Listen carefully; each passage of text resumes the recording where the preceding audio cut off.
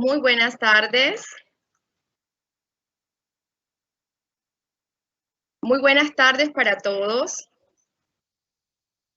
Mi nombre es Caterín Bermúdez Gómez y hago parte de la Corporación Universitaria Rafael Núñez. En nombre de todas las instituciones de educación superior organizadoras de este evento, les damos la bienvenida a esta conferencia del día de hoy, perteneciente a la estrategia de movilidad de la RCI para la internacionalización virtual. Agradecemos enormemente a la Red Interdisciplinaria de Género RIEGE por su gran apoyo en la organización de este evento. La dinámica del día de hoy será un panel precedido por una moderadora. Por favor, recuerden diligenciar el formato de asistencia que compartiremos en el chat, en el cual también podrán exponer todas las preguntas que deseen hacerle a los expositores y de esta manera ser respondidas. El evento del día de hoy girará en torno al ODS número 5 y se titula Igualdad de Género y Empoderamiento de las Mujeres, a cargo de excelentes académicos e investigadores. Y para presentar a este maravilloso grupo de expertos que nos acompañan el día de hoy, tenemos como moderadora a la doctora Liliana Camargo Castellar, quien es abogada, especialista en Derecho Comercial y máster en Derecho Social. Tiene una amplia experiencia en el área educativa, es la directora del Consultorio Jurídico y Centro de Conciliación de la Corporación Universitaria Rafael Núñez, creadora del programa Círculos de Igualdad, donde aboga por el respeto y el empoderamiento de los derechos de la mujer. Sin más preámbulos, agradecemos a todos por su asistencia y le damos la bienvenida a la doctora Liliana. Doctora Liliana, muy buenas tardes. Adelante.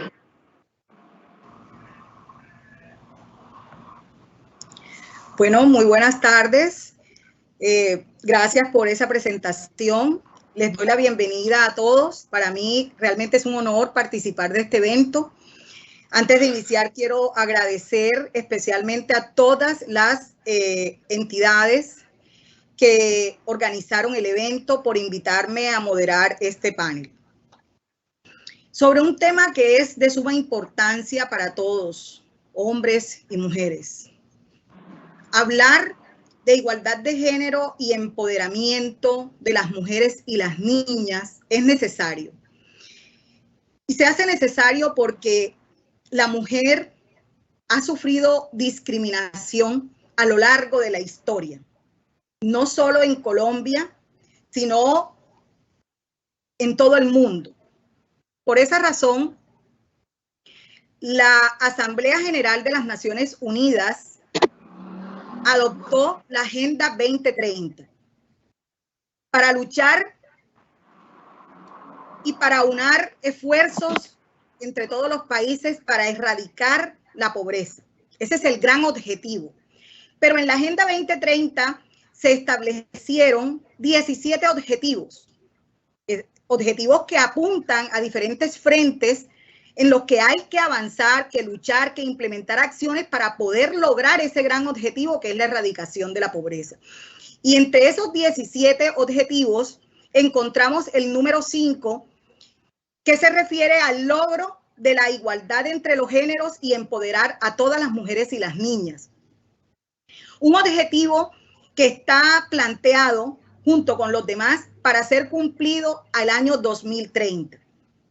Esta agenda se adoptó en el año 2015, es decir, se estableció un término de 15 años para el logro de todos los objetivos.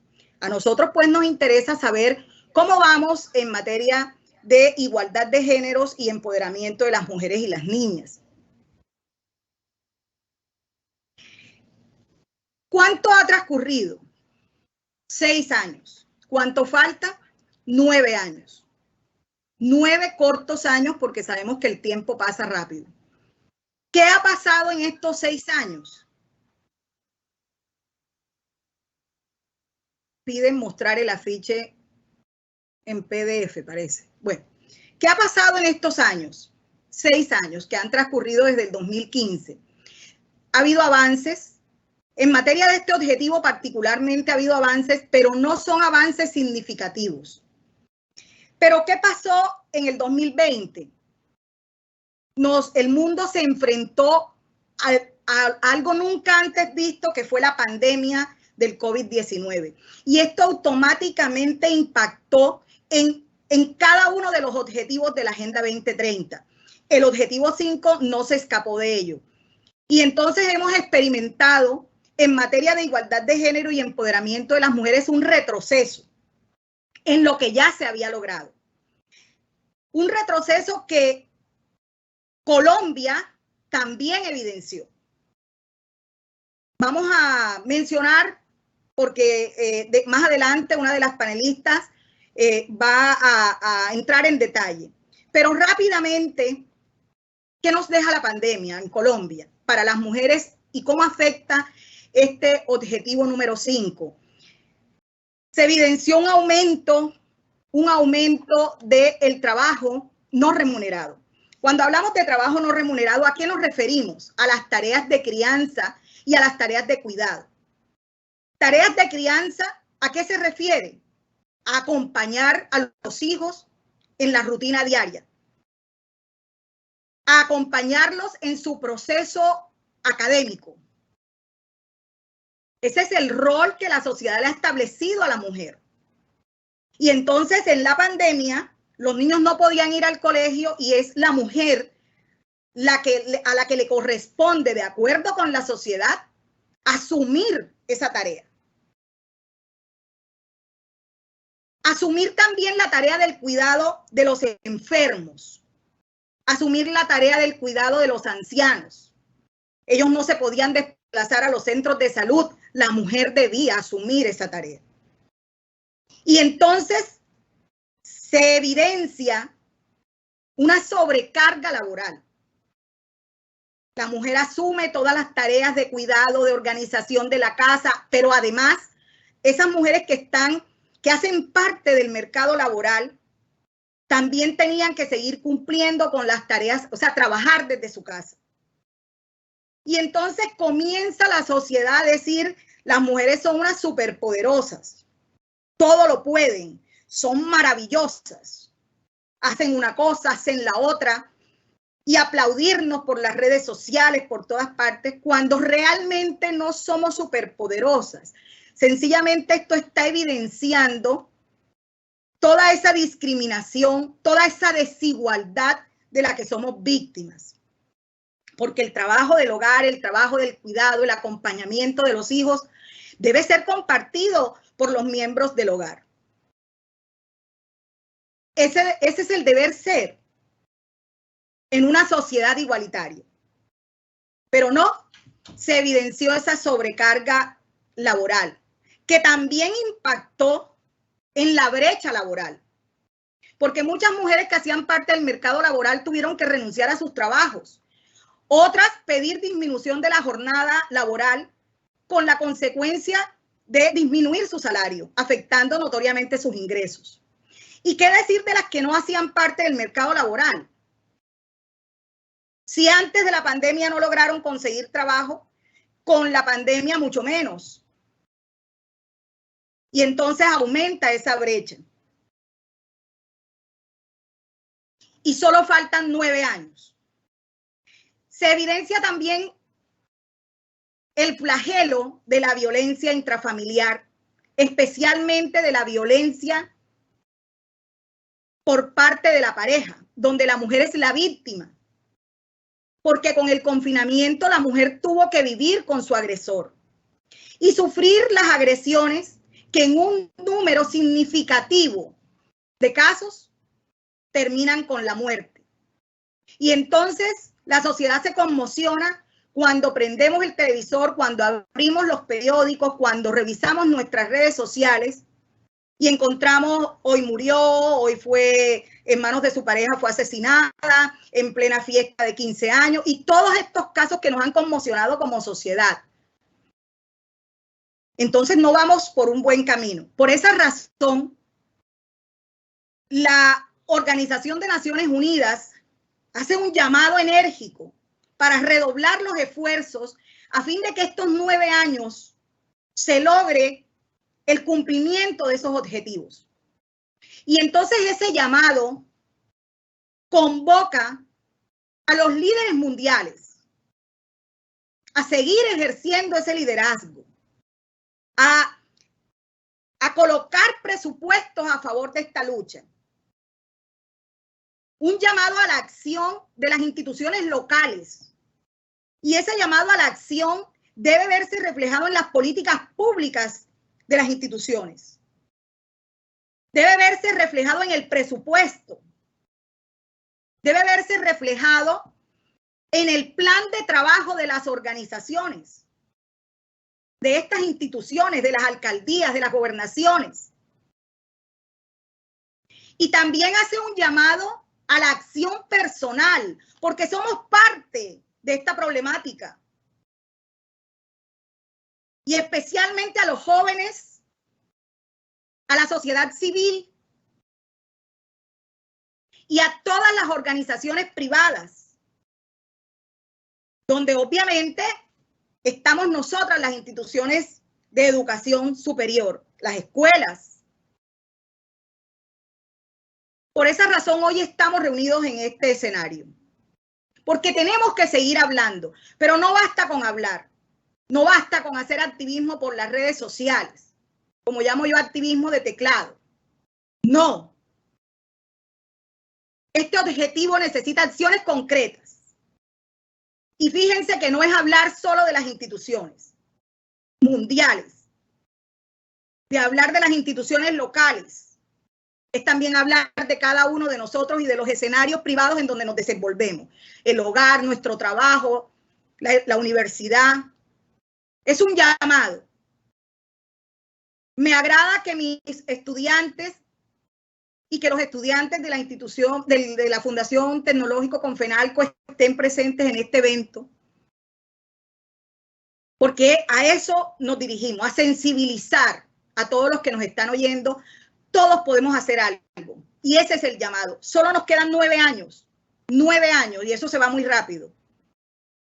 Entonces, el llamado es a generar esas acciones de transformación social. Y por eso hoy estamos aquí. Hoy estoy acompañada de expertas y expertos investigadores en temas de mujeres, de género, que vienen a compartir con nosotros los resultados de su investigación. Para entonces dar inicio a las ponencias, doy la bienvenida a Colombia, a las instituciones organizadoras del evento, a la doctora María del Carmen Quinde Reyes, psicóloga clínica, docente titular de la Facultad de Psicología de la Universidad de Guayaquil, investigadora asociada del proyecto Fondo Competitivo Universidad de Guayaquil, en la línea de Psicología Social, sublínea Género y Violencia. La doctora María del Carmen nos comparte en el día de hoy los resultados de su investigación Violencia de Género en Mujeres en Situación de Calle y Confinamiento COVID-19 Guayaquil, Ecuador. Doctora María del Carmen, nuevamente bienvenida. Le doy el uso del micrófono. Muchas gracias. Buenas tardes a todas y todos. Y bueno, pues para mí es un gusto poder compartir experiencia de los proyectos que vamos implementando de investigación. Entonces, les he traído aquí una información que me parece importante que la conozcan de acuerdo a las situaciones que, especialmente en Guayaquil, que fue una ciudad que vivió muy fuerte el tema de la pandemia, y que bueno, pues en esa distribución de recursos o no, las mujeres que estaban en calle, pues estaban viviendo una situación de extrema riesgo, de extrema vulnerabilidad. Entonces voy a compartir, déjeme que me acepte el compartir, aquí estoy. Okay, ¿ya? ¿Sí se puede observar? ¿Sí se ve? Ahí. ¿Sí?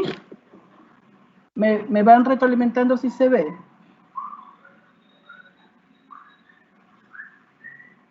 Hola. Sí se ve, doctora. Puede continuar. Sí ya. Se ve claramente. Ya, gracias. Gracias. Que ya se me cubrió toda la pantalla y no puedo ver.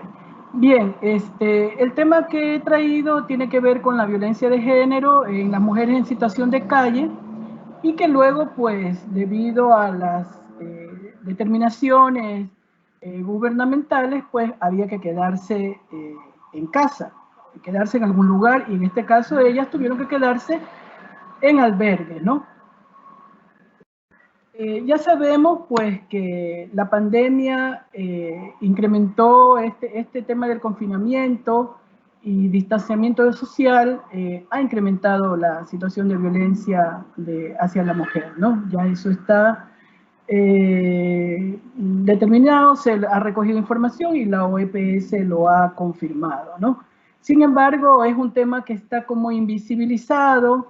Ya vamos a ver que un poco la percepción de las mujeres es que toda la campaña se centró en protegerse del COVID, pero no se especificó las diferencias que debería haber cuando una mujer tiene que entrar en confinamiento con su pareja y los hijos y todo esto, ¿no? Entonces eso como que quedó invisibilizado en cuanto a las medidas gubernamentales, nacionales e internacionales, de lo que se debería considerar, ¿no?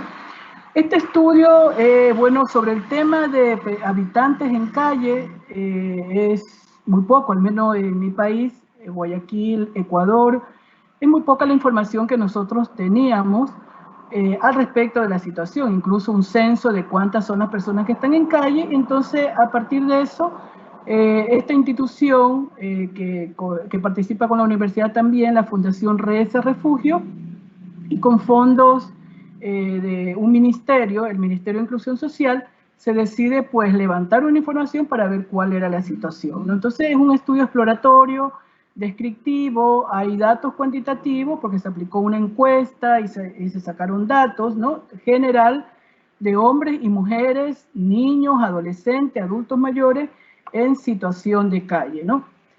Aplicamos también entrevistas, grupos focales, y luego ya en el procesamiento pues se usó para lo cuantitativo SPS, y para el análisis de contenido, el análisis de texto de las entrevistas, grupos focales, este programa de Atrasti, ¿no? La sectorización, pues, esto es en Guayaquil, ¿ya? Donde se sectorizó dónde estaban las personas en situación de calle. Pues bueno, pues como pueden ver, estaban en el noreste, en el norte, sureste, centro, centro-sur, ¿ya? La muestra fue de 362 personas, de las cuales ya para esa fecha el gobierno local decidió pues estructurar 3 albergues para poder ingresar ahí a las personas que estaban en calle. De ahí 77 se las encuestó estando en los albergues. Sin embargo, también entrevistamos 231 que estaban en calle, ¿ya? Y esta institución, que es la que lidera el estudio, tenía en su albergue 54 personas, ¿ya? Pero de estas personas, el 81% eran hombres y el 19% eran mujeres, ¿no? Ya vamos a ver pues que en esta reproducción de patrones de género, pues la callejización, la calle está más masculinizada, ¿no? Que feminizada. Entonces, sin embargo, esta distribución no es representativa en relación a lo que cualitativamente este 19% de mujeres viven en la calle, ¿ya?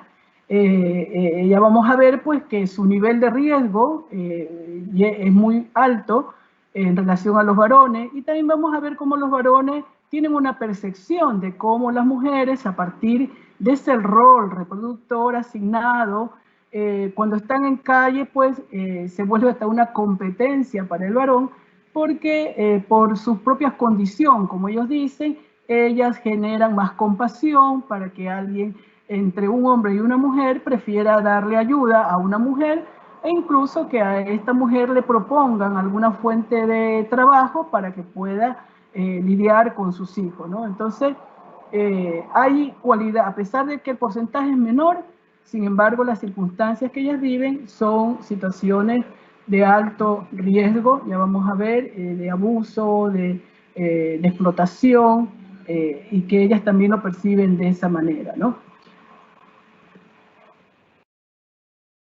¿Cuáles son los motivos por los cuales abandonan el hogar? ¿Ya? Mayoritariamente los varones tiene que ver por los problemas de pareja, y esto tiene que ver también con las mujeres, porque imagínense, el varón frente al conflicto no puede sostener su rol y termina abandonando la casa y queda la mujer sola asumiendo a sus hijos, ¿no? Separación de la pareja, el proceso de migración que tenemos mucho en nuestro país, en donde llegan familias y donde está pues la mujer desde su condición de género pues cumpliendo el rol de reproducción, de atención, pero muchas veces también de asumir emprendimientos para sacar adelante a su familia, ¿ya? En este caso, los varones, un 10% por presión en los roles que le corresponden en su casa, terminan saliendo, ¿no? Así como la pérdida de trabajo, las diferencias familiares, e incluso también porque han estado ejecutando violencia a sus parejas y bueno, pues han tenido que salir, ¿no? Y luego, tanto hombres como mujeres en calle van a vivir toda la inseguridad que la calle propicia, ¿no? Como el robo, las amenazas, los insultos, las humillaciones, y sin embargo es baja la posibilidad de confianza de que ellos puedan denunciar estos actos frente a la justicia, ¿no? Porque no se cree en la justicia y consideran que es una pérdida de tiempo ir a denunciar, ¿no? Entonces, y lo mismo ocurre con las mujeres. Luego de ese panorama general, donde están hombres y mujeres en situación de calle, con las mujeres quisimos indagar la variable de apoyo social. Y en estas circunstancias de confinamiento, ¿no? Para el apoyo social usamos pues una definición conceptual de Hombrados que divide el apoyo social pues en una perspectiva funcional, estructural y contextual, ¿no? Visto el apoyo social como un aspecto indispensable en el desarrollo del ser humano, es decir, forma parte natural en la vida de las personas y su existencia tiene una influencia definitiva para la salud y su bienestar, ¿no? Desde este concepto se busca pues contar con vínculos interpersonales que propicien una mejor condición en la calidad de vida de los sujetos, ¿no? Estas dimensiones fuimos indagando en los testimonios, en sus narrativas, para poder luego pues llegar a una conclusión de qué pasó con cómo ellas perciben el apoyo social, tanto en ese momento de la organización que las estaba acogiendo en albergue, como también de las organizaciones que colaboran, organizaciones que apoyan a las mujeres y que en este tiempo de confinamiento, en el tiempo de la pandemia, también estuvieron activas, ¿no? Para eso también, allá aquí, en este tema, entrevistamos también representantes de algunas organizaciones que apoyan a las mujeres para también conocer sus percepciones, de qué manera esta situación de la pandemia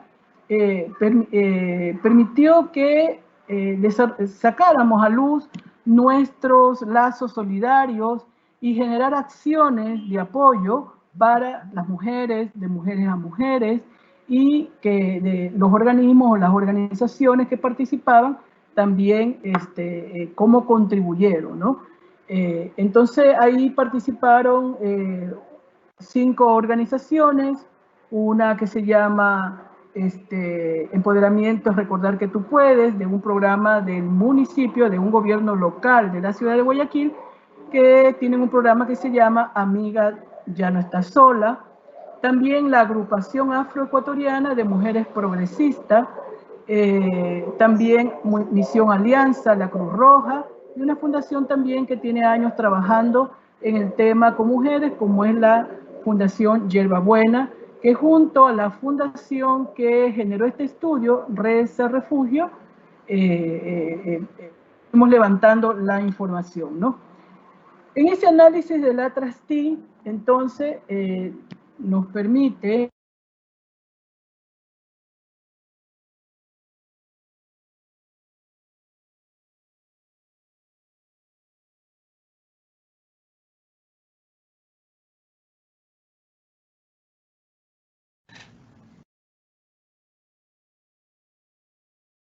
Parece que la doctora María del Carmen ha tenido problemas con la red. Esperemos un minutico para que retome.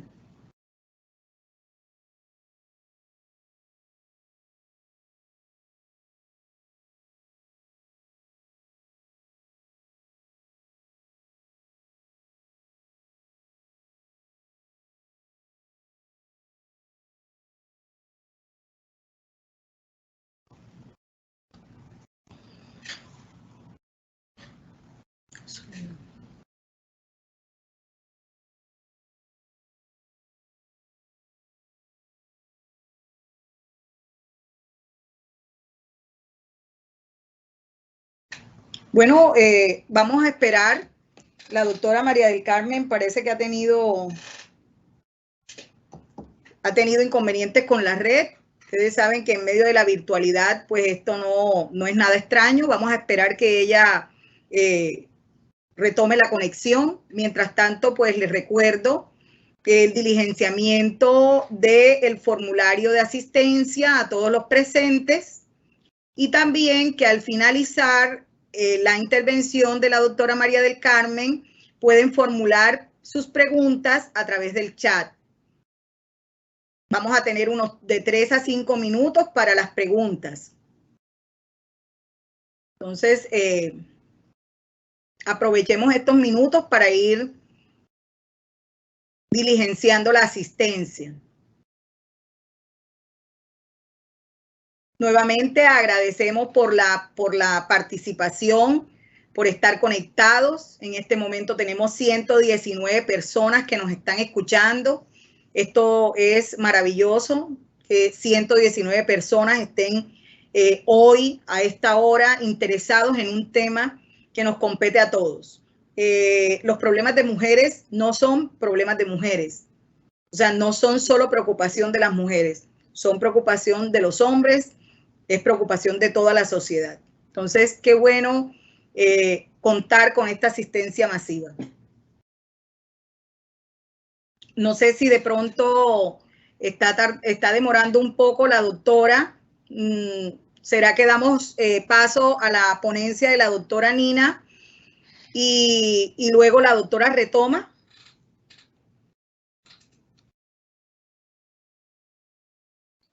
Estoy atenta a lo que se necesite, doctora Liliana. Sí, yo creo que vamos a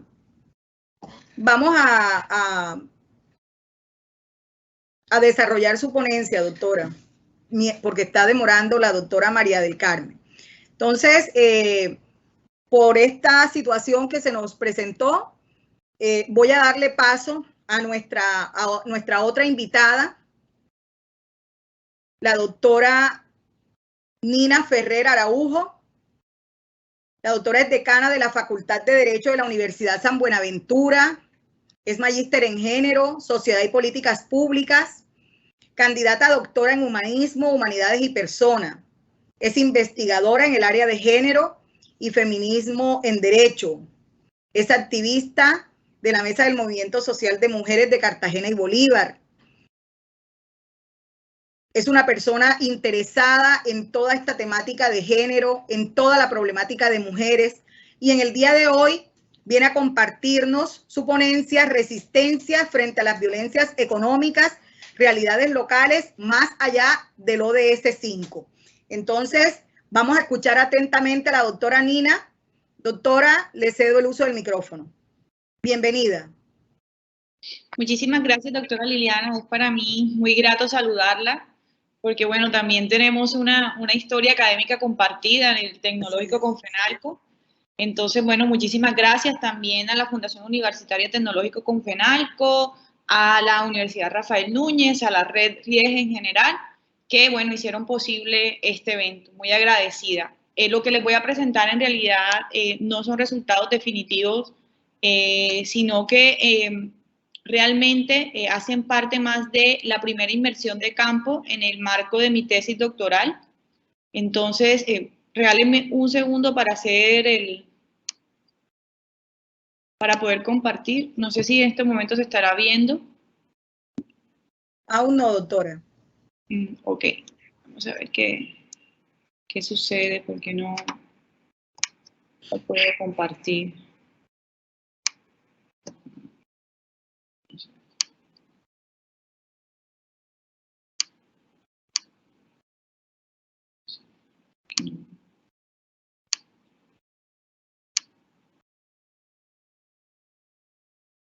¿Está compartiendo algo ahora en este momento? Sí, sí, ya puede seleccionar la presentación para poderla... ¿Está viendo la presentación? No, todavía no. No. Okay.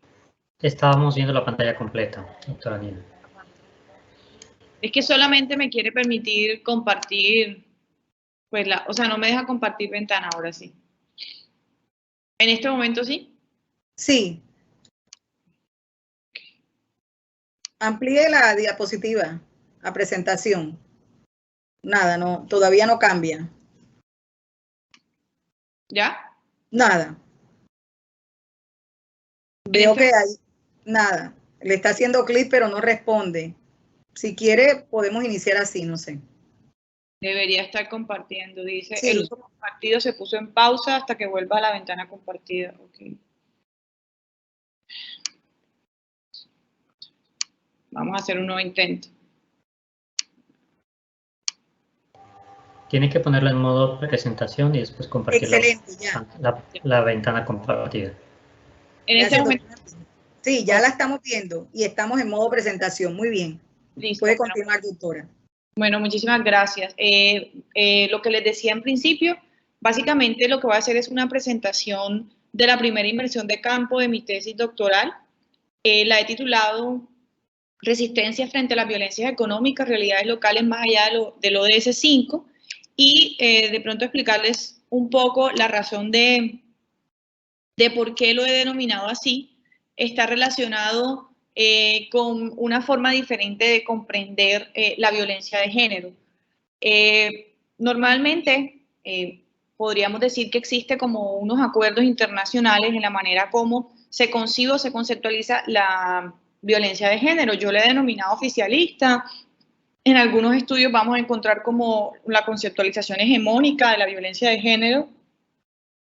Y básicamente es la que proviene pues, de todo el sistema de Naciones Unidas, que se define como toda forma de violencia que resulte o que pueda resultar en un daño físico, sexual o psicológico para la mujer, inclusive las amenazas de tales actos, la coacción o la privación arbitraria de la libertad, tanto si se producen en la vida pública como en la vida privada. Y obviamente en el entendido de que esta violencia se realiza sobre la mujer por el hecho de que es mujer, ¿no? En esta definición yo considero que no hay una conceptualización clara entre la vinculación que existe entre la violencia de género y el Estado moderno, que es el Estado que todos tenemos, digamos ahora indistintamente de ponernos en cuanto a la ideología o al sistema económico, estamos en presencia pues del paradigma de Estado moderno. Si vamos a los ODS, espero que me permita ir. ¿Sí? ¿Están viendo la página? ¿De los ODS? Sí, sí se ve. Vamos a ir a las metas del objetivo 5 y hay unos elementos que tienen que ver con lo que yo voy a hablar, específicamente la 5.2 acerca de la meta de poner fin a toda la forma de violencia contra las mujeres y explotación, la 5.4 sobre la valoración del trabajo del cuidado y el trabajo no remunerado. Y finalmente, a las 5A, igualdad de acceso a los recursos económicos, posesión de propiedades y servicios. Bueno, básicamente estos son elementos de los que voy a estar compartiendo algunas conceptualizaciones, ¿no? Entonces, básicamente, todo el sistema de Naciones Unidas, en los distintos instrumentos internacionales, incluyendo los ODS, van a manejar un concepto de violencia de género como una violencia instrumental o un concepto de violencia instrumental, es decir, que este ejercicio de agresiones se hace para ejercer o perpetuar el control sobre las mujeres. Muchísimas autoras feministas y de enfoque de género también van a estar en esta conceptualización, entre ellas destaco los trabajos de Raquel Osborne, que es una española con la que he tenido cierto acercamiento teórico. De otro lado, vamos a encontrar una forma de ver la violencia no tan oficialista, que va más allá y plantea la violencia de género como una expresión del mandato de masculinidad que viene impreso en el Estado moderno y que obviamente en América Latina y en otros países que fueron colonizados históricamente se denomina Estado moderno colonial y patriarcal. Entonces, eso sería que nos estaríamos corriendo de una forma de comprender la violencia meramente instrumental a entenderla como una forma expresiva. Y entonces, ¿cuál es la diferencia? Bueno, la diferencia está en que para la perspectiva oficialista, la violencia de género es un vicio social de la modernidad y que dentro del mismo paradigma de la modernidad es posible hacer ajustes, razón por la que existe una gran cantidad de instrumentos internacionales y una gran cantidad de instrumentos nacionales que permitan sobrepasar o sobreponer la situación de violencia de género. Es decir, hay una visión positiva de lo que serían los instrumentos internacionales y nacionales para la prevención, sanción y erradicación de la violencia de género, porque es un vicio que dentro de la misma modernidad se puede superar. Pero si nosotros pensamos como estas teóricas decoloniales, incluyendo entre ellas a Rita Segato, que la violencia de género, en realidad, más que un vicio, lo que es un patrón de ese mandato de masculinidad que viene impreso en el Estado moderno y que el Estado moderno además nace también de una vez globalizado, siguiendo un poco los teóricos como Aníbal Quijano. Entonces vamos a tener claro que dentro de la forma como políticamente estamos organizados en el mundo actualmente a través del Estado moderno, la supresión de la violencia de género viene a ser completamente difícil, para no decir imposible. Entonces, en esa conceptualización he de alguna manera trabajado un poco la comprensión de violencia de género y, bueno, finalmente entendería que es una forma de agresión que es ejercida contra las mujeres, que está fundamentada lógicamente en el patriarcado y que representa una expresión del mandato de masculinidad. En ese sentido es posible englobar un sinnúmero de conductas que afectan diversas esferas de la vida de la mujer, algunas incluso que no son reprochadas legal o socialmente. Es decir, que es posible que haya violencias contra la mujer que pasen desapercibidas tanto para el ordenamiento jurídico como para la misma sociedad. Y bueno, darle como unas características que la violencia de género es expresiva porque expresa un mandato de masculinidad que es consustancial al Estado, es decir, que en la misma forma de organización, más allá de decir que es una violencia estructural, es decir, que hace parte de la constitución del Estado moderno, que está ligada al modelo económico capitalista también, que es omnipresente, es decir, que va a estar en diversas esferas de la organización, que es naturalizada, es decir, que se asume como natural y eso genera que va a tener un escaso juicio de reproche o que solamente aquellas formas de violencia que son más excesivas van a encontrar ese juicio de reproche del sistema, que es estructural, es continuada y que lógicamente es tolerada y no en una pequeña escala como normalmente se dice, sino en una gran escala, como precisamente iniciaba el diálogo la doctora Liliana, hablando de cómo realmente las escenas de violencia son permanentes, son constantes y que en momentos de crisis como el momento de la pandemia, lógicamente se hizo muchísimo más visible esta situación.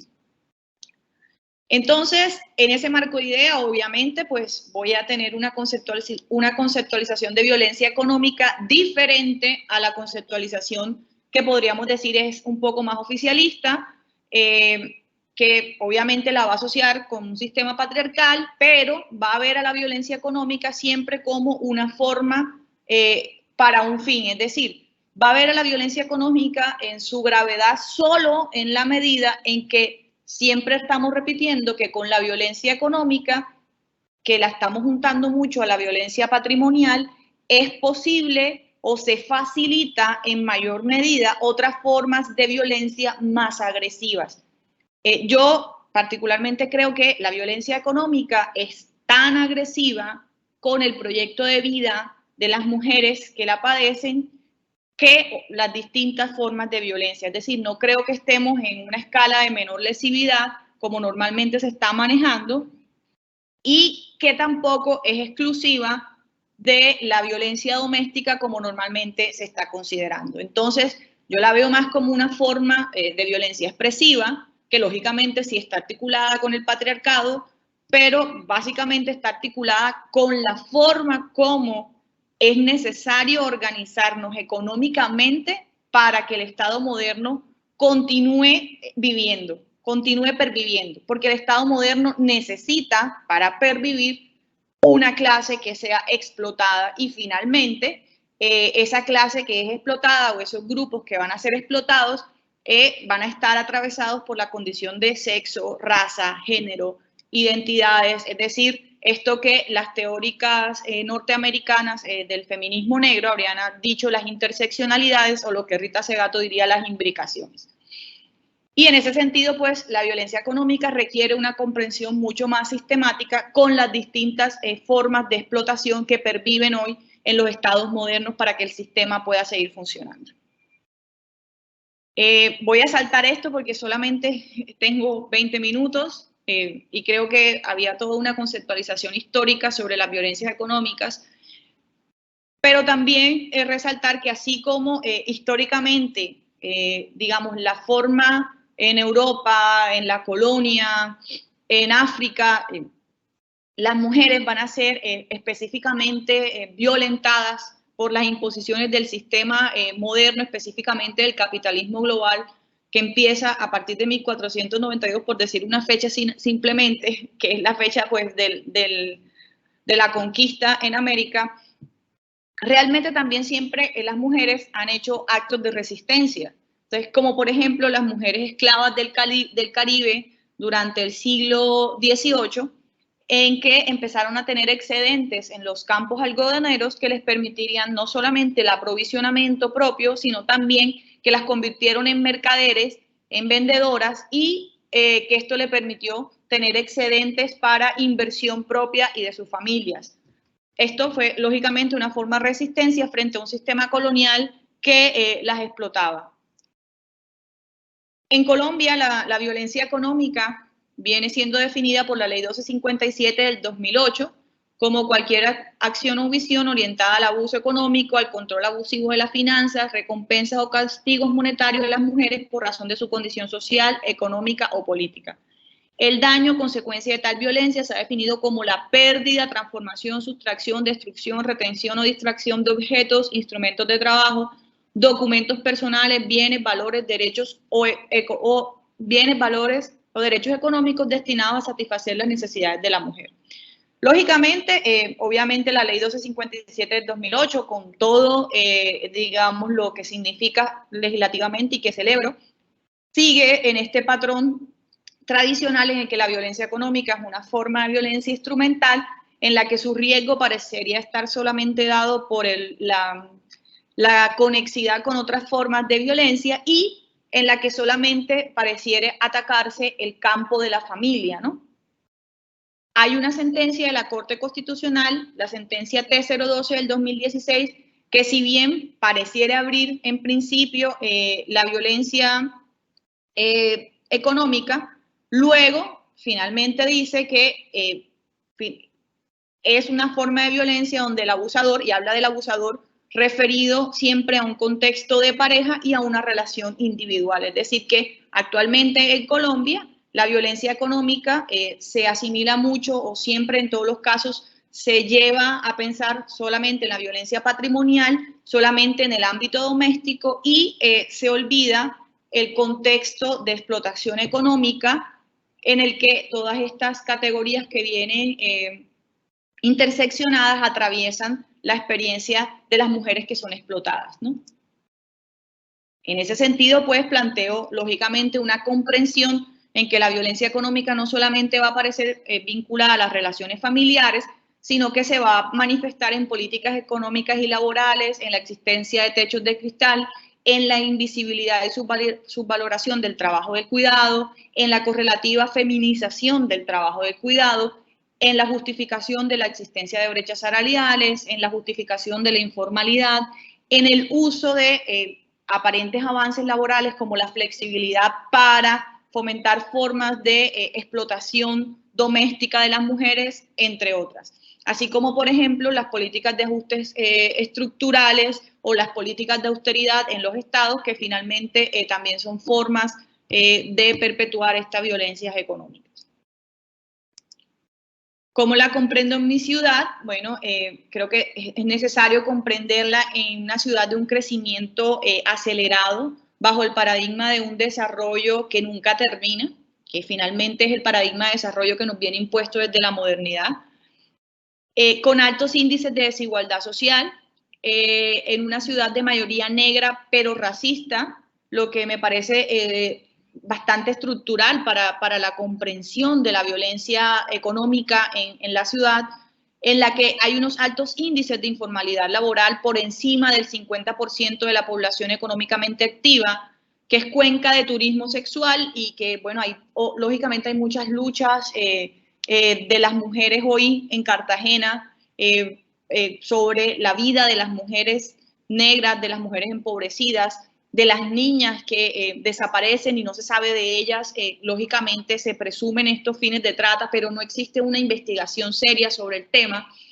Una ciudad de una cultura patriarcal fuerte, que está en el Caribe y sigue de espaldas a la región Caribe, digamos global, de una debilidad institucional que salta a la vista, donde hay una falta de gobernabilidad, donde el 52% de la población somos mujeres, del cual la mayoría, más del 90%, somos mujeres urbanas, pero existe una gran significación también de mujeres que son rurales, donde el 72.1% de las mujeres estamos en edad de laborar, pero somos las mujeres jóvenes quienes, pero son las mujeres jóvenes quienes tienen mayor dificultad de empleo, en la que la tasa del desempleo femenino es de un 12%, mientras que el masculino es un 3.4%, es decir, que vamos a superar 4 veces la tasa, prácticamente 4 veces la tasa de desempleo masculino, que las condiciones rurales cambian, pero no para beneficio de las mujeres, sino que al contrario, si ya es difícil para las mujeres emplearse, mucho más lo va a ser para las mujeres rurales, en la que las mujeres realizan el promedio 14.2 horas laborales frente a 12 horas de los hombres, donde el 48% del tiempo de las mujeres es labor no remunerada, el doble o más del doble de lo que los hombres dedican a labor no remunerada, que está establecido con un 21%. Las mujeres más afectadas por la brecha salarial de género son las mujeres jóvenes y particularmente, fíjense algo, las mujeres con educación superior, porque hay una tendencia a creer que el acceso a la educación bastase para disminuir la brecha de género. El 93% de las mujeres realizan trabajo no remunerado, mientras que solamente el 60% de los hombres lo realizan. La mayoría de las mujeres en Cartagena están vinculadas al sector servicios y turismo de manera informal, que recordemos que en concordancia con lo que decía la doctora Liliana, fueron los 2 sectores más afectados en la pandemia en la ciudad. El 96% de las empleadas del servicio doméstico son mujeres. El 98% de los procesos de alimentos que llevamos en el consultorio jurídico de la Universidad de San Buenaventura son iniciados por mujeres. Es decir, que la mayoría de los inasistentes son sus parejas es una ciudad en la que existe una dificultad de acceso, de ingreso, de permanencia y de continuidad de las mujeres en empleos laborales formales, lo que disminuye también su expectativa de tener una pensión propia, y en la que existen ciertas tradiciones de cuidado forzado que han sido naturalizadas y establecidas, digamos, como formas normales de relación familiar, como por ejemplo el dejar niños y niñas al cuidado necesariamente, por ejemplo, de las madres, las abuelas, etc. y resistencias en Cartagena a esta situación de violencia comprendida en este escenario mucho más ampliado de lo que tiene que ver como lo estaría tratando la ley. Quiero destacar básicamente las dos primeras, la Asociación de Comerciantes del Mercado de Santa Rita y las mujeres comerciantes informales en el mercado de Basurto. Y me voy a concentrar en esta última por el tiempo, específicamente por un suceso que ocurrió hace muy poco sobre una persecución que se ha iniciado en relación con las mujeres del mercado de Basurto para la supresión de sus mercancías propias de su labor, ¿no? Y obviamente en el marco de un proceso que le voy a poner entre comillas de gentrificación del mercado de Basurto, y recordar que Cartagena también ha sido una ciudad de despojos y de gentrificación de espacios que son culturalmente negros, y que ahora, frente al auge de lo que esto puede representar para el turismo malentendido y el desarrollo no sostenible, se ha convertido realmente en despojo de las comunidades que históricamente estaban ahí. No es para nadie un secreto lo que pasó en Chambacú, ¿no? Que ya se conmemoraron los 60 años, lo que está pasando en Getsemaní y lógicamente el proceso que se acerca ya a Basurto y en el que las mujeres comerciantes realmente están haciendo un proceso de resistencia. ¿Y cómo es esa resistencia? Esa resistencia es el ejercicio de su trabajo digno, porque no se necesita que una autoridad les dignifique su trabajo porque ellas ya lo entienden digno. Eso es un concepto que es propio pues, de las formas de resistencia femeninas. Y en estas formas de resistencia he encontrado aspectos que terminan siendo comunes, como la sororidad económica, es decir, la colaboración entre todas estas mujeres sin que medie incluso un contrato para una forma de pervivencia, formas de crianza comunitaria, igualmente sin que medie contratos, sin que el derecho haga parte de estas relaciones que establecen de crianza comunitaria, sin que incluso existan lazos familiares, sino que son más lazos de sororidad. Y esta forma de organización de tejerse en redes, y aunque políticamente no entiendan la importancia de estos proyectos de vida comunitaria que se han ido tejiendo en estas resistencias. Porque, digamos, si nosotros nos vamos a las autoras como Katherine Walsh, como Rita Segato, ellas ya van a teorizar acerca de la importancia de los proyectos de vida vinculares como forma de resistencias para garantizar la sobrevivencia, ¿no? Y la sobrevivencia de la especie humana, porque realmente las resistencias frente a los patrones de explotación que nos impone el sistema moderno no solamente nos corresponde a las mujeres, porque es la existencia de la vida, no solamente de la vida humana, sino hablando de vida en el concepto del planeta. Y ahí creo que las mujeres tenemos muchas historias de resistencia para contar. Estas, digamos, creo que van a ser un tema que va a estar presente en muchos de los diálogos y de las conversaciones de género, seguramente, porque si hay algo que de pronto la pandemia nos trajo también fue la conciencia al interior de muchos de los movimientos feministas y de las feministas académicas de la necesidad de explorar estas formas de reexistir y estas otras formas de vivir, que finalmente el patriarcado no se va a caer porque se derrumbe todo de una vez, sino por esta serie de experiencias locales que terminarán por poco a poco por hacer unos poros hasta derribarlo. Entonces, no siendo más, esta es un poco de la bibliografía con la que empecé a trabajar. Lógicamente ya hoy en día es muy diferente. Esta fue la bibliografía de partida antes de ingresar por primera vez al campo. Muchísimas gracias por el espacio. Muchas gracias, doctora Nina. Al final de su presentación tenemos una pregunta. Esta pregunta la hace Juan Samuel Castelar, estudiante de Derecho de segundo semestre. Él dice que en el mes de junio del presente año la revista Dinero, con hechos y cifras reales, expuso y también denunció la cruda realidad que se vive en Colombia en materia de equidad de género dentro del ámbito laboral. Por ejemplo, dice, de las 200 empresas nacionales más rentables del país, solo 4 están siendo lideradas bajo la gerencia de una mujer. Y el resto, es decir, 196 son dirigidas por hombres.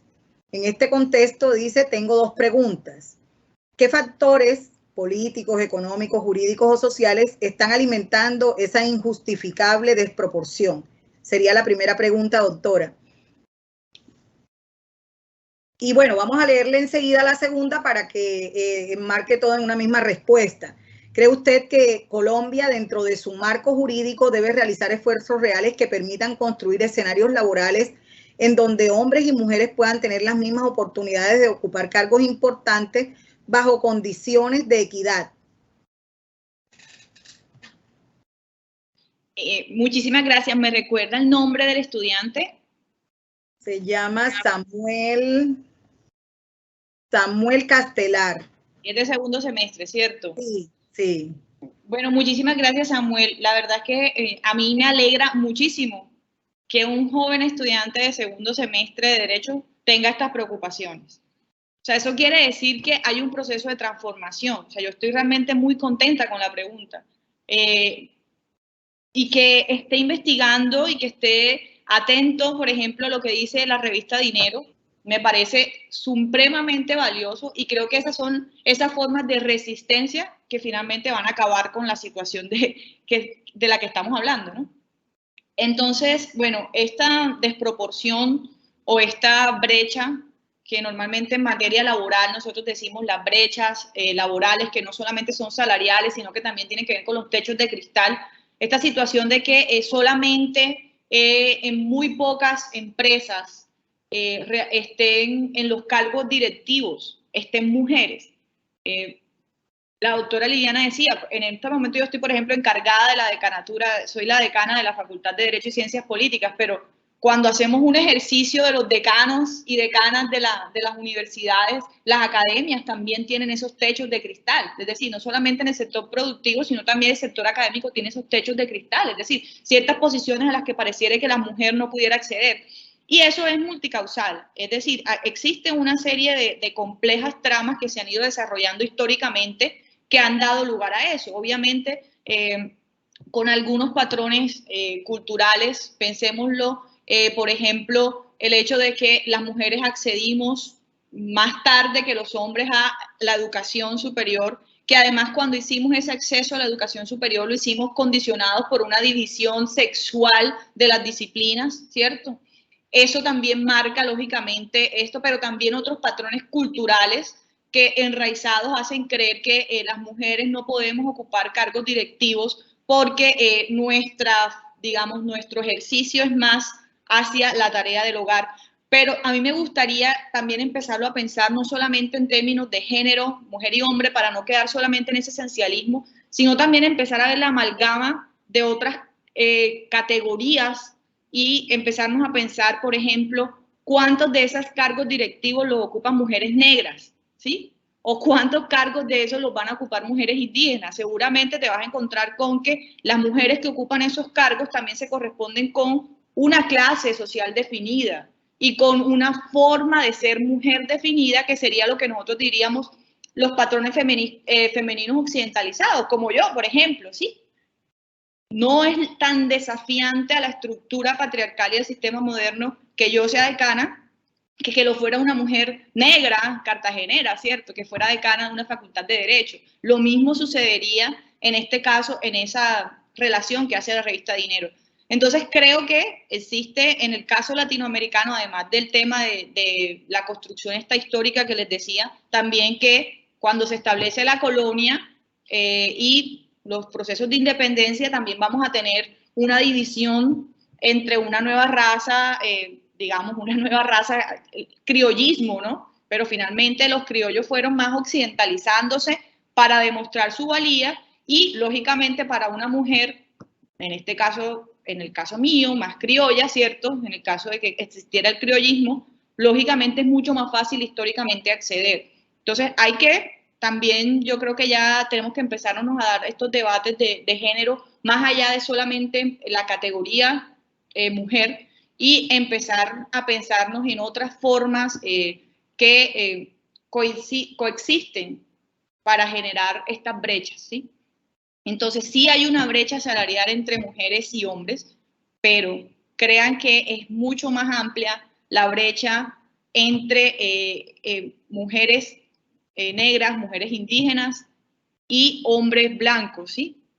Porque están esas serie de imbricaciones de categorías de opresión.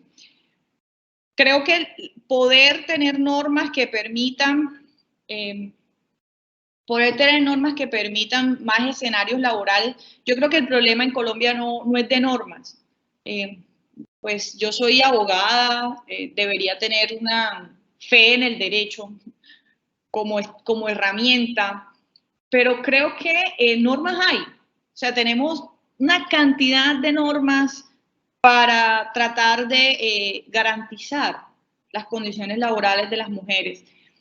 Y no solamente me refiero a normas, leyes, sino a jurisprudencia. Eso hay jurisprudencia del Consejo de Estado, jurisprudencia de la Corte Suprema de Justicia, jurisprudencia de la Corte Constitucional, de los tribunales.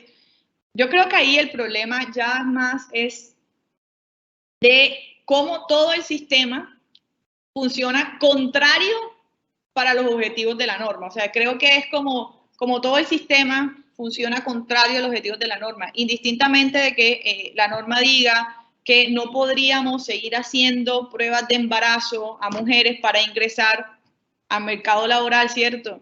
De todos modos, siguen haciendo pruebas de embarazo para ingresar al mercado laboral.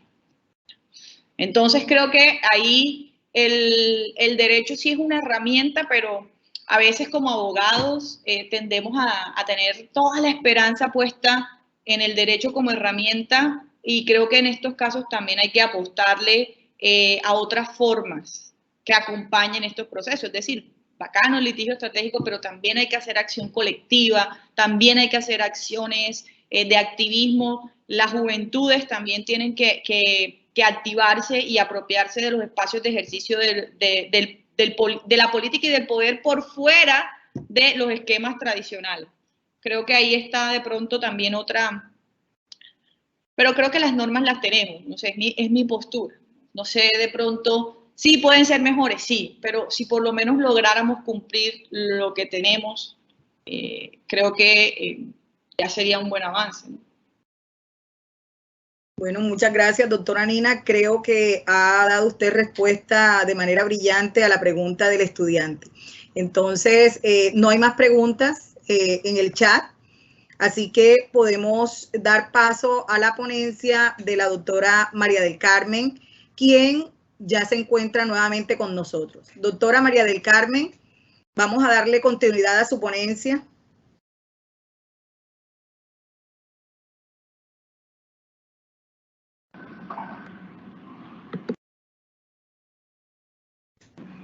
La verdad es que, hola, no me había percatado. Se le escucha bien, doctora. Ya, vamos a ver si no me pierdo otra vez. No se preocupe. Esto es muy frecuente ahora con la virtualidad. Sí. Es que no leí el celular para percatarme que había habido un problema. Estamos. Me dicen hasta dónde me quedé, hasta dónde me atendieron. Es que a lo que proyecto ya no me veo.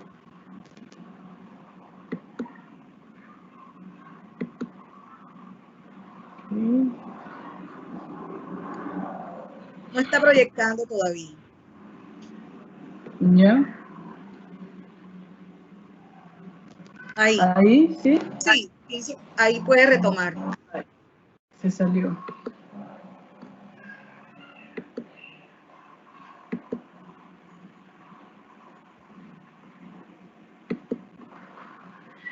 Ya.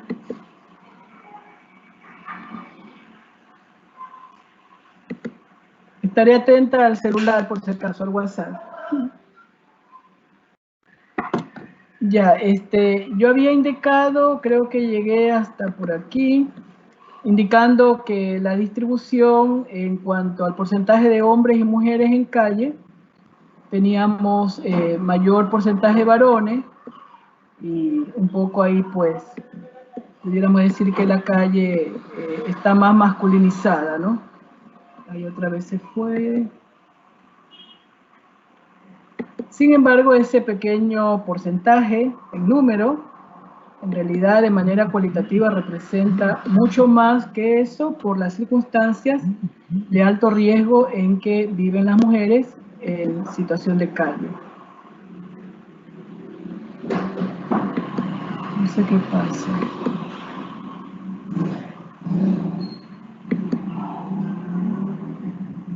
Estábamos hablando de unas organizaciones. Voy a dejar, ya, hasta ahí llegamos. Sí, sí. Empoderamiento es recordar. Ya vimos el por qué salen de la casa y la relación de el hombre que sale de casa y la mujer que se queda. Entonces llegamos hasta aquí de ver la variable de acciones de apoyo social hacia las mujeres. Expliqué la definición conceptual sobre la cual fuimos haciendo el análisis de apoyo social. ¿Hasta ahí sí? Sí, la siguiente diapositiva. Hasta ahí. Y las organizaciones, y bueno, luego de eso ya los resultados, ¿no? De acuerdo al programa de Atlas-T, nosotros hicimos un análisis en donde la dimensión funcional de apoyo social está en relación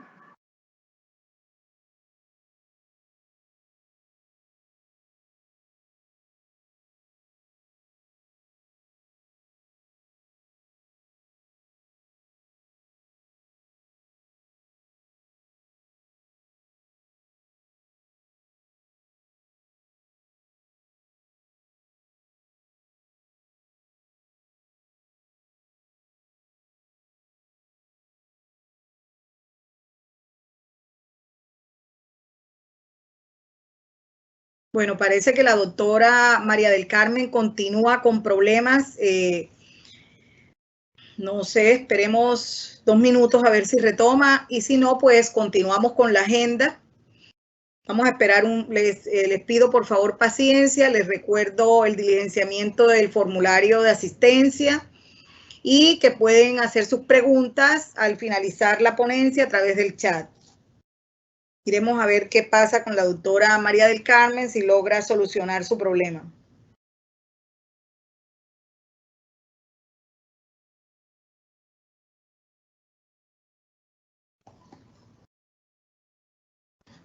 Ya regresó con nosotros, entonces vamos a escuchar.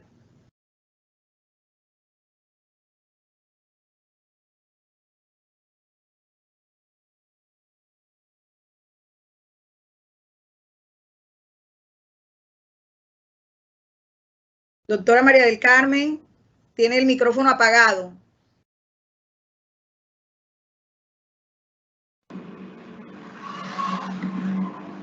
ya, ahí. Sí, se escucha. Ok, puede continuar. Ya. La presentación de los resultados, ¿no? De acuerdo al procesamiento del análisis de contenido, usando el programa de Atlas-T, fuimos analizando la narrativa en función de las dimensiones de apoyo social. Entonces, la primera dimensión tiene que ver con la dimensión funcional. En esa dimensión funcional, ¿qué vemos nosotros? Vemos el tipo de apoyo, ¿no? Si hubo apoyo emocional, material, informativo, ¿ya?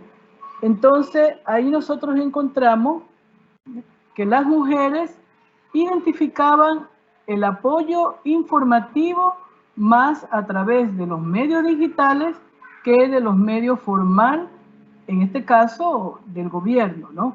Entonces, ellas percibían que el apoyo de tipo informativo fue inexistente en cuanto al tema de violencia a las mujeres. La información que se difundía estaba más en relación al COVID y toda la situación de lo que podía ocurrir con la vida de las personas, ¿no? En el apoyo de tipo informativo, más bien pudieron tener acceso a los medios digitales para contactar incluso a las mujeres, ¿no? Y todo lo que en las redes podía verse como activismo o como denuncias frente a las situaciones de violencia de género que estaban ocurriendo en ese tiempo de pandemia, ¿no? Por eso los medios digitales, ellas la perciben como una herramienta de gran utilidad. Tanto las mujeres lo perciben como las organizaciones, las representantes de organismos de mujeres que estaban para ayudar a otras mujeres, ¿no? También a través de los medios indicaban ellas que en realidad no generaba ningún tipo de concientización, sino más bien miedo al respecto del tema, ¿no? Y sobre las redes sociales, más bien ahí podían tener información de auxilio para situaciones de violencia que estaban viviendo, ¿no? Y se veían afectadas por el tipo de mensajes que el gobierno brindaba, ¿no? Lo cual era incompleto. En cuanto al medio emocional, al tipo de apoyo emocional, lo perciben haberlo recibido a través de las organizaciones de mujeres para mujeres y de esta fundación que propició la investigación, Reza Refugio, en donde fueron acogidas y recibidas pues el acompañamiento, el apoyo hacia la situación que estaban viviendo e incluso tener asistencia psicológica para poder ser atendida, ¿no? ¿Ya? Entonces, evidencia el apoyo emocional a través de los organismos de mujeres para mujeres, ¿no? Como el programa Amiga No Está Sola, ¿ya? Y los otros programas que en ese momento las organizaciones decidieron apoyar especialmente alrededor de poder proteger y también generar fuentes de ingresos, ¿ya? Sintiendo sentimientos de afecto de mujeres. El apoyo material, haberlo recibido, este apoyo instrumental, como el tema de poder tener acceso al Internet, pues las organizaciones fueron propiciándoles todos estos materiales para que las mujeres puedan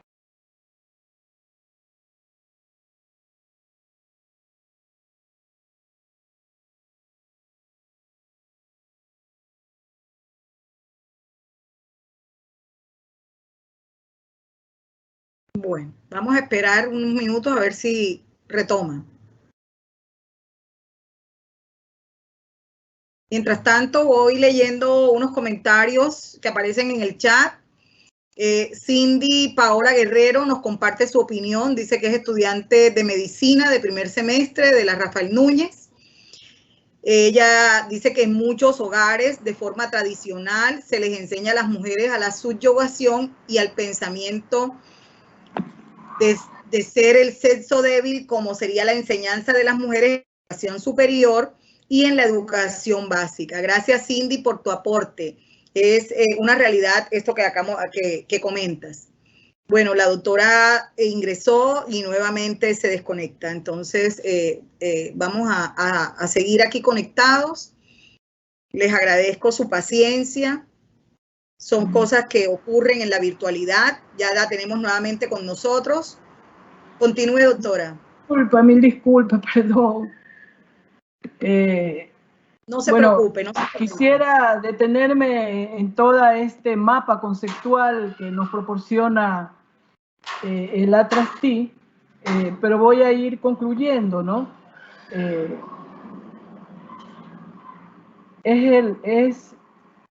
Acá el aparato tecnológico que está un poco mal.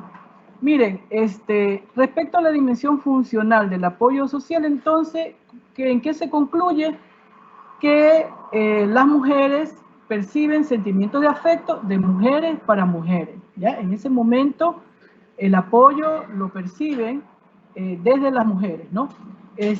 También el tipo de apoyo informativo rescatan los medios digitales y las redes sociales, donde pudo ser una estrategia informativa para ellas poder informarse, recibir apoyo y también donde se podía incluso denunciar y hablar del tema, lo cual no lo hacía el gobierno local, ¿no?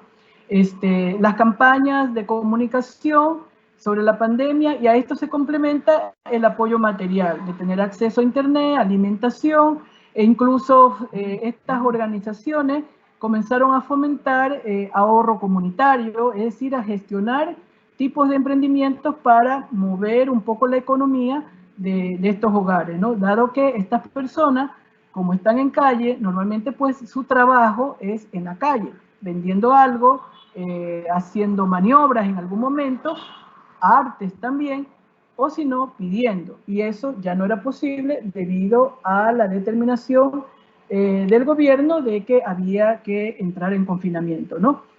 Se destaca aspectos que serán parte fundamental en el proceso de apoyo social, como es entablar la empatía, ¿no? Entonces, en la dimensión funcional, que está el tipo de apoyo emocional, es importante este contacto. Y bueno, pues una vez más nos evidencia esto de mujer a mujer, de un par a otro par, que se fue generando este proceso empático, y estas mujeres en calle que en ese momento tuvieron que ser ubicadas en albergue, entre eso en el albergue de Reza Refugio, pudieron sentir el apoyo de mujeres a otras mujeres, ¿no? Otra dimensión es la dimensión estructural. Y la dimensión estructural tiene que ver con el tamaño de la red, la composición de la red, el tipo de red, la frecuencia y la multiplicidad, ¿ya? ¿Y qué encontramos aquí? Ellas perciben que debido a que habían organizaciones de más de 20 años, el tamaño de la red podía ser amplia y ellas recibieron ayuda tanto de organismos no gubernamentales, nacionales como internacionales, ¿ya? Y por tanto se trató de ser homogéneo, es decir, equitativo y justo al momento del reparto de las donaciones que podían hacer los externos, ¿no? Porque había una situación donde muchas veces la donación no era bien distribuida y eso generaba más bien sentimientos de injusticias en las mismas mujeres cuando esa distribución no permitía satisfacer las necesidades que tenían, ¿no? El tamaño fue amplio, sin embargo fue disperso poder contactar a las que estaban en calle y que todavía no habían podido estar en los albergues, ¿ya? En este sentido, en esta dimensión, tiene que ver con la existencia y el tamaño de las relaciones sociales que puede tener un individuo, en donde sienta que hay un otro a quien puede acudir y que ese otro puede darle el apoyo, ¿no? Como indicaba antes, pues, la composición era amplia, se buscó la reciprocidad y aquí también hubieron redes formales e informales, ¿no? Las redes formales estatales del gobierno, de las cuales percibieron muy poco, excepto del gobierno local, y las redes no formales, como tenía que ver con el voluntariado, personas que en ese momento se activaban para brindar la ayuda solidaria a las mujeres, ¿no? La tercera dimensión textual. ¿Qué pasaba en el contexto? Teníamos una situación altamente estresante y para las personas, y de manera especial a las mujeres. La naturaleza de la pandemia lleva a producir incluso agotamiento y deterioro de las redes, debido a no poder dar respuesta del apoyo inmediato y poderla sostener, ¿no? Las personas, las mujeres en las entrevistas refieren que la violencia se incrementó, que la convivencia conyugal obligada con el quédate en casa en el confinamiento. Existe una percepción de no haber recibido apoyo del gobierno ni de las políticas públicas, unas políticas públicas descontextualizadas a la situación de las mujeres durante el confinamiento. Ellas señalan, pues, nos olvidaron, ¿no? La fuente de apoyo social fueron las organizaciones sin fines de lucro e incluso algunas instituciones privadas, así como el gobierno local, que le llamamos acá municipio, pero también el voluntariado de grupos de profesionales que brindaron teleasistencia y que también en medio del confinamiento comenzaron a preparar a las mujeres para sus emprendimientos o empoderamiento al momento de tener que tomar decisiones de lo que pudiera pasar en esa relación que estaba viviendo y esa relación de violencia que tenían mucho miedo de denunciar, ¿ya? Entonces, para cerrar, les traigo estas imágenes, ¿no? Que dentro de la percepción que los varones tienen en la calle sobre las mujeres, tienen una percepción propia de la reproducción de los patrones de género, ¿no? Consideran que las mujeres son valientes y que las mujeres en la calle incluso también son emprendedoras y capaces de salir para adelante frente a la adversidad, especialmente por sus hijos. Y también los hombres las ven como competencia en el sentido de que consideran que hay más apoyo para las mujeres en calle que para los hombres, ¿no? Que las mujeres tienen buena acogida y que pueden incluso ofertarles trabajo incluso para que puedan salir pronto de calle, ¿no? Ellos la ven como una mujer creativa, capaz de inventársela para salir adelante. Sin embargo, ellas y ellos también observan que las mujeres en calle viven una situación de alto riesgo frente al abuso y al acoso de los hombres que pueden presionarlas o obligarlas a la vida de prostitución o estar inmersas en otra circunstancia abusiva, ¿no? Sin embargo, para ellas, este testimonio que dice que tiene que ver con esa reproducción de género, ¿no? El hombre en la calle, la mujer en la casa.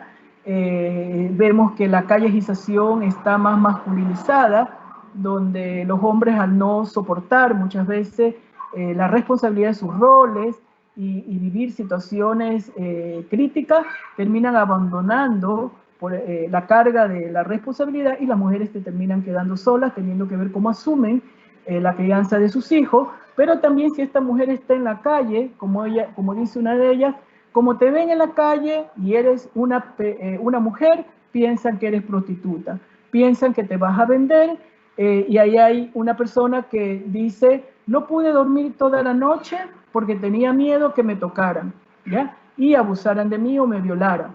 Mientras mi esposo dormía y mis hijos dormían, yo me mantuve despierta, velando por mí y velando por los míos, ¿no? Entonces, vemos cómo estos patrones se reproducen incluso en estas situaciones tan críticas como es no tener nada y tener solamente un pedazo de vereda en determinada calle, ¿no? Finalmente, entonces, ¿en qué concluimos? Que sí, que la violencia de género como problemática social se ha incrementado y se ha visibilizado últimamente mucho más en esta emergencia sanitaria, llevándola a considerar después del COVID pues como una segunda pandemia, ¿no? El tema de la violencia quedó de un lado, dándosele prioridad a los casos del COVID. Las limitantes estructurales de las políticas públicas y respuesta de un Estado es superada por las organizaciones civiles, que asumen la responsabilidad y el cuidado de las mujeres. Las organizaciones sociales fueron las que propiciaron el apoyo social en la emergencia sanitaria y continúan haciéndolo, ¿ya? Entonces, el apoyo social es el grado en que las necesidades básicas, como la afiliación, el afecto, la pertenencia, la identidad, la seguridad, y todo esto tiene que ver en relación con lo que los otros pudieran también, de manera solidaria, propiciar a aquellas personas, en este caso mujeres, que están en una situación de alto riesgo y que necesitan ayuda, y más aún en una situación de pandemia como fue la ciudad de Guayaquil, que vivió la situación demasiado aguda, y ellas también inmersas en esa situación. Bueno, hemos llegado hasta el fin. Muchísimas gracias, doctora María del Carmen. Muy interesante esa investigación. Bueno, se desconectó nuevamente. Bueno, afortunadamente logró llegar al final de su ponencia, y pues no veo preguntas en el chat. Por esa razón, entonces, vamos a dar paso a nuestros siguientes ponentes. Doy la bienvenida entonces a la doctora Betsy Cruz Torrado, quien es trabajadora social, magíster en conflicto social y construcción de paz, es integrante de la mesa del Movimiento Social de Mujeres de Cartagena y Bolívar, es asistente académico de la Fundación Universitaria Tecnológico de Confenalco. Ella en el día de hoy está acompañada del doctor Jeffrey Jordan Ricardo, quien es psicólogo, magíster en conflicto social y construcción de paz, experiencia de trabajo con población vulnerable y víctima del conflicto armado en Colombia, con enfoque diferencial. Docente de psicología de la Fundación Universitaria Tecnológico Confenalco. Ellos presentan los resultados de la tesis realizada en el marco de la maestría en Conflicto Social y Construcción de Paz de la Universidad de Cartagena, en desarrollo del proyecto Mujeres de la Asociación Mis Esfuerzos, de la reconstrucción de la memoria a la reconciliación y reparación simbólica. Doctores, bienvenidos nuevamente y tienen el uso del micrófono. Ok, buenas tardes, muchísimas gracias por la invitación a este evento, ¿verdad? A esta socialización de experiencias de trabajo en relación con el tema de mujeres y que apuntan a, de una u otra forma, al cumplimiento o no de los ODS, específicamente el de igualdad de género. Bueno, como bien lo decía la doctora Liliana, el trabajo que nosotros estamos presentando hace parte, como es uno de los, un producto de la tesis de investigación que realizamos en la maestría, que se llama, lo hemos titulado esta presentación, Importancia de la participación de las mujeres en los procesos de reconstrucción de la memoria. Nosotros aquí realizamos una investigación a partir de un proceso de implementación de una estrategia que se llamó Círculos de la Memoria y la Reconciliación, que es una estrategia que se desarrolló con el PDP, que es el Programa de Desarrollo y Paz del Canal del Dique y Zona Costera. Ellos realizaron esta estrategia con un grupo, bueno, con varios grupos, ¿verdad? Pero nosotros específicamente estamos hablando un poco de la sistematización y del proceso que se realizó con unas mujeres de la Asociación de Mujeres Mis Esfuerzos. Y a partir de allí hemos como identificado elementos que nos ayuden a definir la importancia de la participación de las mujeres en la reconstrucción de la memoria y con ello también en la reparación y la simbólica. ¿Por qué hablar de, por ejemplo, de memoria? ¿Por qué desde el enfoque de género? Primero hay que reconocer que el conflicto ha generado daños psicosociales a toda la población, ¿verdad? Víctima. Y que estos daños están relacionados con malestares emocionales, con dificultades para relacionarse con los demás o para establecer relaciones con los otros grupos, dificultades para adaptarse en el contexto en el que se encuentra, dependiendo del hecho victimizante del que fuiste víctima, cambios de roles porque estabas haciendo...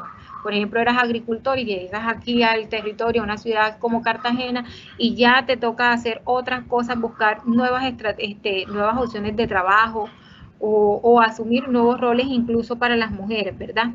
Han aumentado las relaciones conflictivas y por ende también se han dificultado las redes de apoyo, se vieron un poco...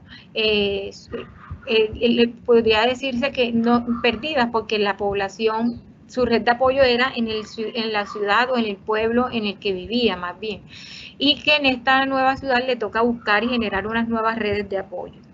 Entonces, a partir de toda esta situación y de que si bien la población víctima estaba siendo atendida por el programa PALCIBI a nivel psicosocial, esta atención que reciben no es suficiente, en palabras de las mismas víctimas, ¿verdad? Entonces, ¿por qué es importante hablar de género? Marcela Lagarde, primero hay que tener en cuenta que la perspectiva de género nos va a permitir nombrar otras formas, de otra forma las cosas que hemos conocido, hacer evidentes algunos hechos que han sido ocultos y otorgarle otro significado, ¿verdad? El género aquí funge como una categoría de análisis en la medida que nos permitirá interpretar e identificar cuáles han sido las afectaciones específicas que en relación al sexo o a la identidad de género se cometieron contra algunos grupos poblacionales. Si bien digamos que la población afectada a los mayores hechos victimizantes afectaron a los hombres, el mayor hecho victimizante que afectó a las mujeres, según el Registro Único de Víctimas, fue el de la violencia sexual, ¿verdad? Y es necesario identificar cómo afectó a las mujeres y que estos hechos se cometieron contra las mujeres en razón a su sexo o a su género y no que fueron producto de la violencia generalizada, ¿cierto? Sino que hubo una práctica específica en relación con, de violencia en relación con el género y el sexo. Y esto nos va a permitir entonces, dice el Centro Nacional de Memoria Histórica, hacer un análisis para describir y analizar las situaciones y relaciones sociales de poder que se presentan entre hombres y mujeres. Aquí quisiera solo la siguiente diapositiva. Dejar solo como la pregunta que nosotros giró o el problema que giró nuestra investigación fue en relación con la describir el impacto en memoria, reconciliación y reparación simbólica de la estrategia Círculos de la Memoria, pero que en este caso solo vamos a hablar de cómo, de por qué es importante para tratar de comprender la importancia de involucrar en los procesos de memoria la perspectiva de las mujeres víctimas. Y como les decía, esto se realizó con un grupo de mujeres de la Asociación Mis Esfuerzos en San José de los Campaños.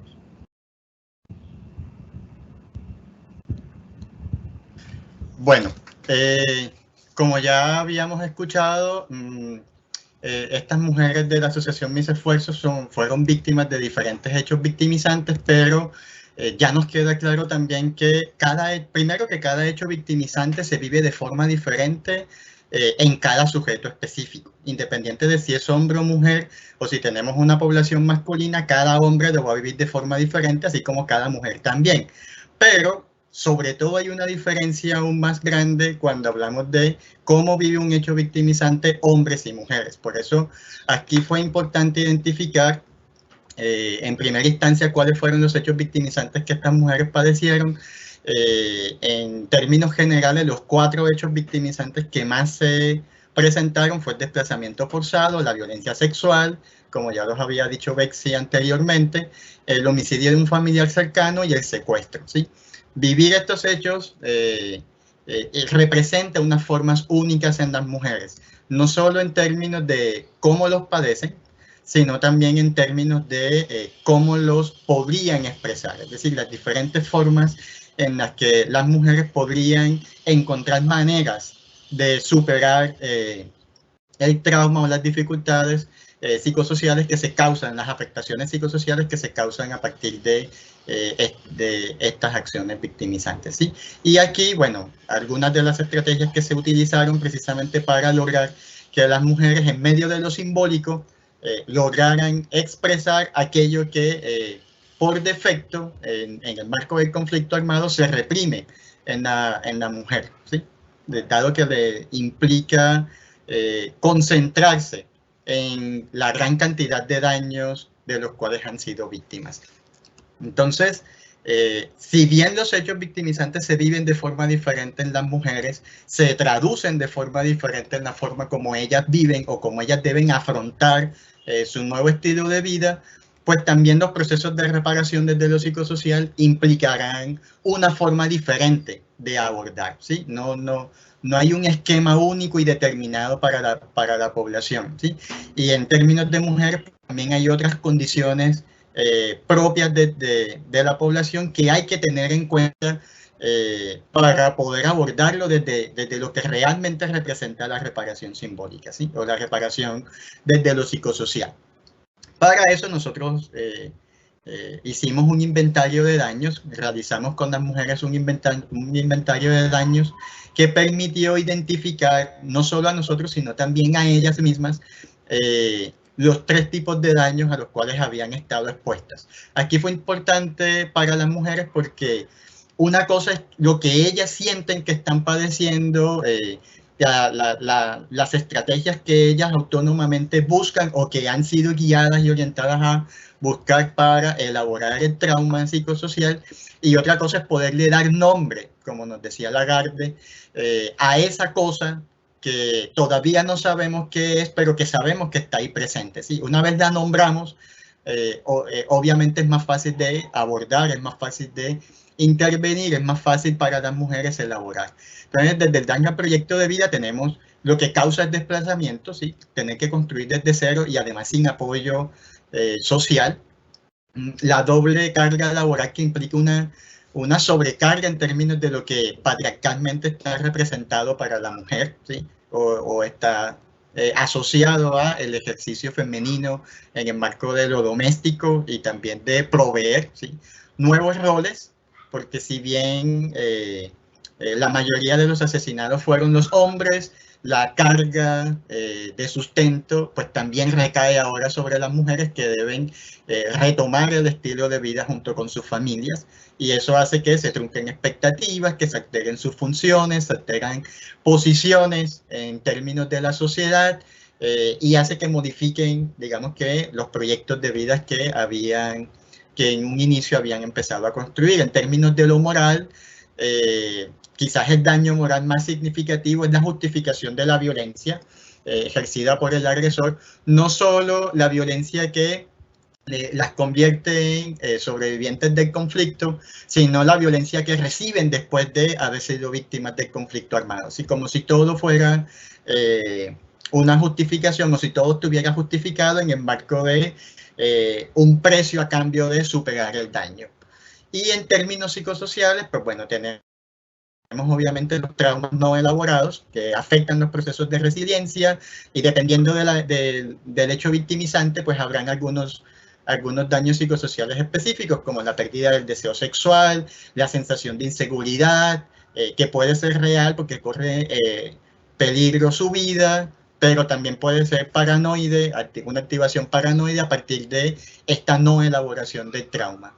La represión emocional, ¿sí? Que le hace continuar su vida a pesar del sufrimiento que han estado padeciendo y que tienen que seguir cargando.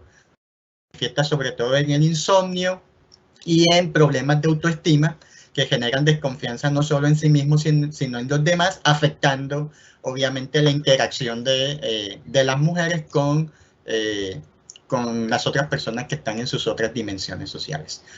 Y desde el enfoque diferencial y género, bueno, los procesos de reconstrucción de memoria implican por lo menos tres formas de comprender la memoria para que hagan parte de los procesos de reconstrucción efectiva.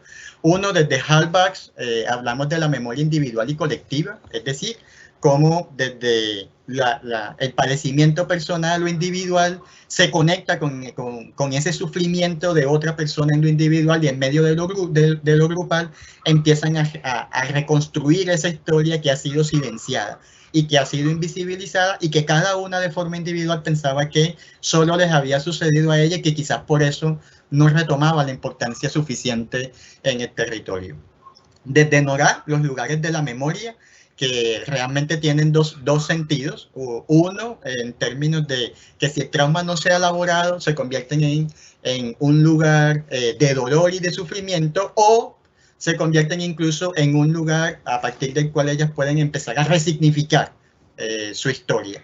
Y desde Ricoeur, la memoria como reparación, es decir, como este ejercicio de no olvidar, sino de recordar para tener presente aquello que no se puede volver a repetir, y para saber cómo poder continuar, permite a las mujeres diseñar procesos de reparación adecuados. En ese marco, digamos que en las recomendaciones de proceso de reconstrucción de memoria hay muchas recomendaciones, pero por lo menos 4. Una de estas es que debe existir una amplia participación de la comunidad, de lo colectivo, del pueblo, del territorio. Es decir, la reparación no se circunscribe a una institución, o no se circunscribe a un grupo específico que se dedica a hacer una acción de reparar a otros, sino que involucra a la población directa e indirectamente afectada, ¿sí? Se debe manejar el principio de interseccionalidad, dado que no es lo mismo ejercer procesos de memoria con mujeres niñas que con mujeres indígenas, o que con mujeres adultas, o incluso con mujeres adolescentes, ¿verdad? Así como tampoco es lo mismo trabajarlo con mujeres como con hombres, o como incluso población de orientación sexual diversa. Y tener una alta sensibilidad frente a la población, sus afectaciones durante el proceso de construcción de memoria, y hacer uso de metodologías desde el enfoque de acción sin daño. Y aquí es importante porque muchas de las metodologías, si bien tienen una muy buena intención, del territorio se alejan quienes aplican las metodologías, pero terminan dejando conflictividades al interior del territorio que, en lugar de favorecer los procesos de reparación, por el contrario, los alargan o los extienden.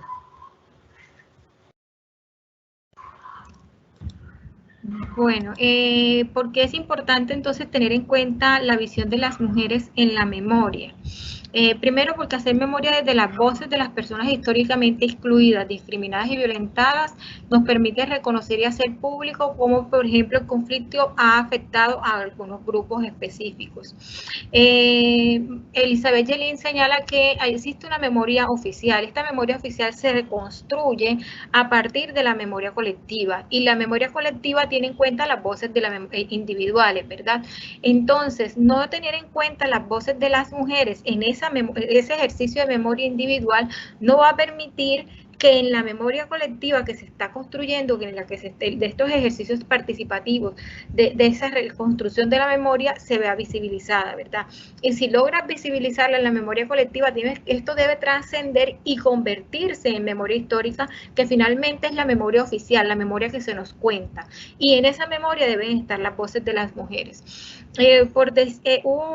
Hace algún tiempo hablaba con unas mujeres, por ejemplo, en Putumayo, en la comunidad del placer. Ellas decían que si bien la violencia sexual fue el hecho que más les afectó, y en el proceso de memoria que realizaron para construir los planes de reparación, salió a reducir, finalmente en el plan de reparación fue uno de los temas que menos se le dio importancia. Entonces, fíjense que hay que también tratar de que no solo quede en la memoria, sino que queden acciones que ayuden a reparar a partir de los procesos de memoria y de reconstrucción de la memoria que se han realizado con las mujeres.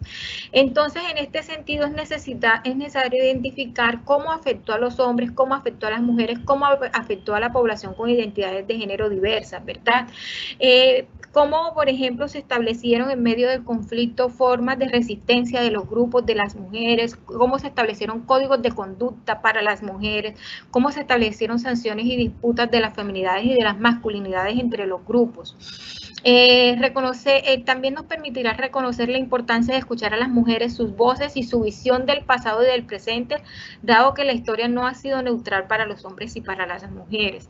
En este sentido, si no se tiene en cuenta, podemos caer en la trampa de revictimizar o de perpetuar esta estructura de discriminación y de exclusión. Y hay que tener en cuenta, también nos dice el Centro de Memoria, por ejemplo, dice que las mujeres tienen formas distintas de rememorar y maneras distintas de silenciar. Y estas maneras de rememorar y de silenciar deben ser tenidas en cuenta en los procesos de reconstrucción de la memoria.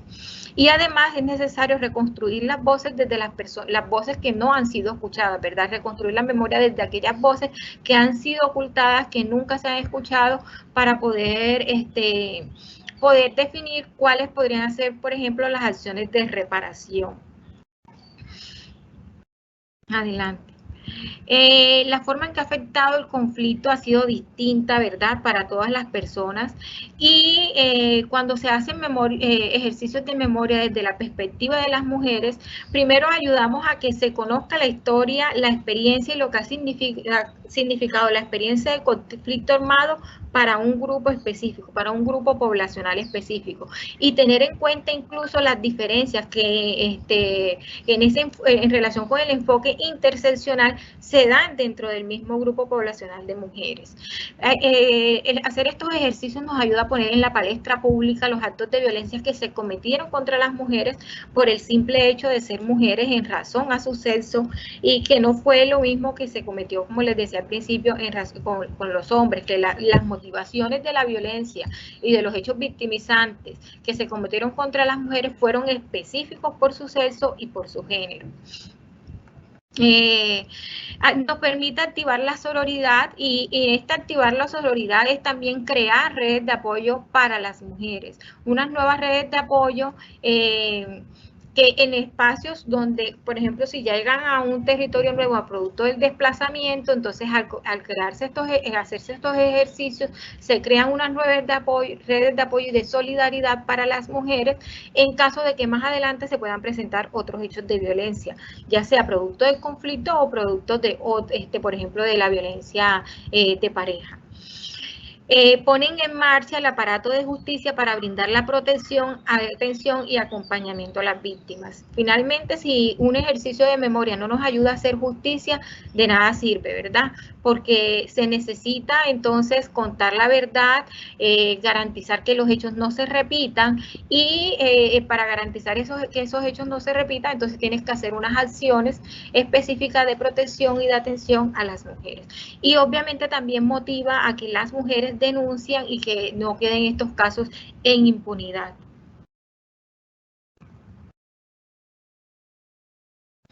En los ejercicios de memoria que se realizaron con las mujeres de mis esfuerzos, generalmente cuando se hablaba de memoria, ellas relacionaban mucho el tema de memoria con recuerdo y con olvido. En este ejercicio, para ellas, el hacer memoria les ayudó muchísimo a recordar. Al contarse la historia de las otras mujeres, ellas a veces también cosas que ellas creían que habían olvidado o que no habían pasado, al escucharlas las otras también recordaron hechos específicos de ellos que también les habían pasado y que eran cosas que ellas habían decidido olvidar. Se activa la memoria a través del proceso de interacción, a través del contar otras historias, a través del dibujo, a través de las esculturas, estos ejercicios que se realizaron con ella.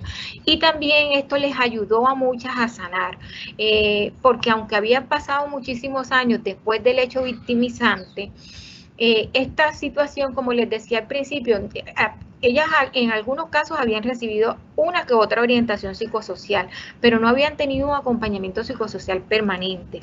Entonces esto les ayudó a sanar. Y hacer memoria para no repetir la historia, ¿verdad? Para que estos hechos no se vuelvan a repetir y que para que en muchos casos ellas se sentían culpables de que se habían cometido esos hechos contra ellas. Entonces también ellas veían como la importancia de hacer memoria para que ellas no permitir que eso les volviera a afectar. Aunque obviamente eso no quita que el hecho victimizante vuelva a suceder.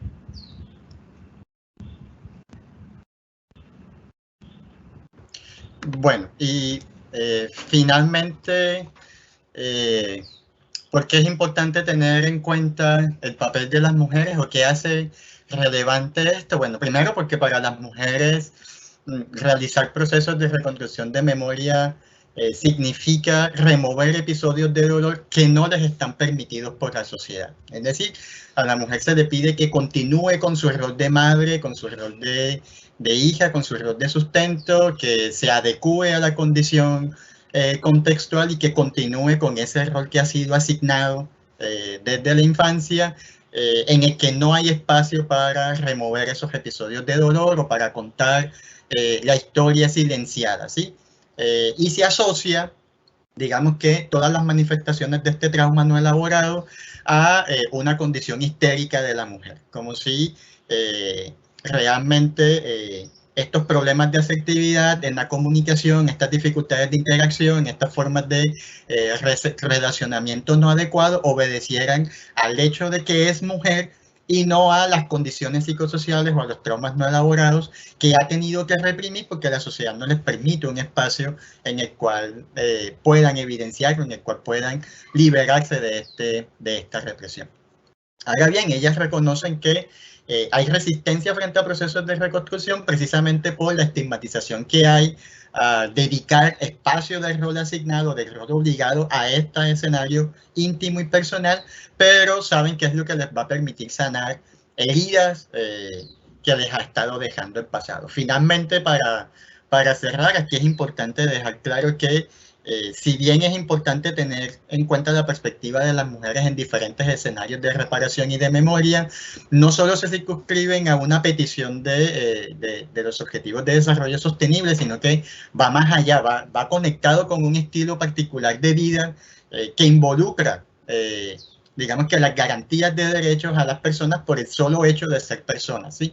Es decir, no se debe requerir una exigencia particular de reconocimiento de las mujeres para que ellas puedan ejercer en forma equitativa, para que nosotros seamos conscientes de que deberíamos generar ese tipo de condiciones, y no solo de generarlas en términos teóricos, sino además generarlas en términos prácticos, ¿sí?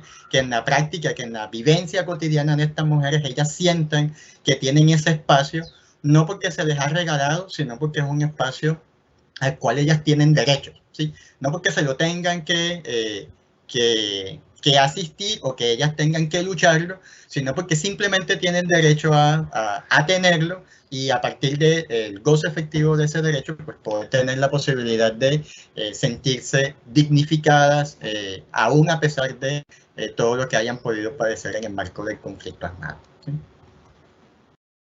Bueno. Con esto cerramos la presentación que habíamos preparado, y no sé si o comentarios, y bueno, gracias por permitirnos el espacio. Muchísimas gracias. Bastante interesante los resultados de esa investigación. No veo preguntas en el chat, ya digamos nos ha cogido un poco el tiempo, estamos acercándonos a las 4:30 de la tarde. No veo preguntas. ¿Alguna pregunta que quieran hacer los participantes? Bueno, parece que no. Entonces me resta para terminar el evento darle las gracias a los ponentes, darle las gracias a las entidades organizadoras de este evento, y darle las gracias, por supuesto, a los participantes, que sin ellos pues no sería posible. De acuerdo con el número de participantes, este evento pues ha sido todo un éxito. Espero seguir viéndolos, espero que sigan atentos a esta temática, que se comprometan y sigan participando de estos eventos que son importantísimos para que se dé esa transformación que todos, estoy segura que todos queremos. Bueno, muchísimas gracias. Tengan un feliz resto de tarde. Hasta luego. Hasta luego, doctora Nina. Hasta luego, doctora Betsy. Hasta luego, doctor Jeffrey. Gracias también a la ponente ecuatoriana, la doctora María Clara. Hasta luego a todos.